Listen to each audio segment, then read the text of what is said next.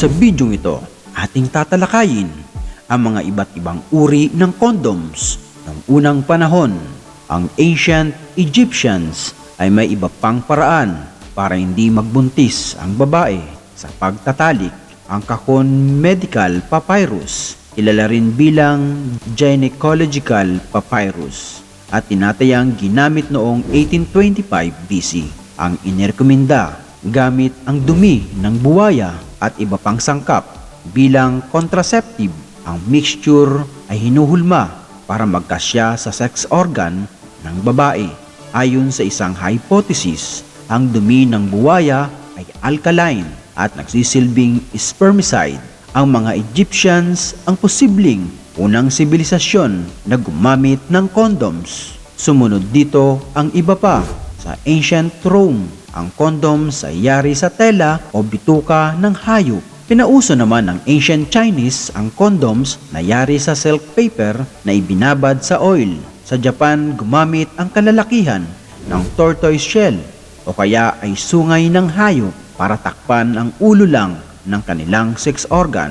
Ang sinaunang tribong Jokas ng New Guinea ay may female condom na yari mula sa isang uri ng halaman. Ang mga Muslim at Hudyo noong Middle Ages ay tinatakpan ang kanilang sex organ ng aspalto o kaya ay pinapahiran ng onion juice. Nang ang pinakaunang dokumentadong outbreak ng sexually transmitted disease na syphilis ay maganap noong 15th century sa hanay ng French troops. Ang pangangailangan para sa proteksyon laban sa naturang sakit ay lalong naging essential. Dahil dito, naging popular ang paggamit ng linen sheets na ibinabad sa chemical solution. Bukod sa linen, ang ibang kondom sa panahon ng Renaissance ay yari mula sa bituka o pantog ng hayop. Pagsapit ng early 19th century, inintroduce na ang condoms na yari sa goma o rubber.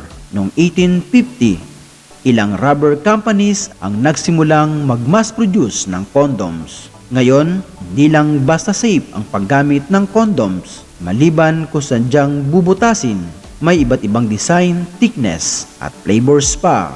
Kung nagustuhan mo ang ganitong mga video, pakishare na rin sa iyong mga kaibigan at kapamilya. Maraming salamat. God bless!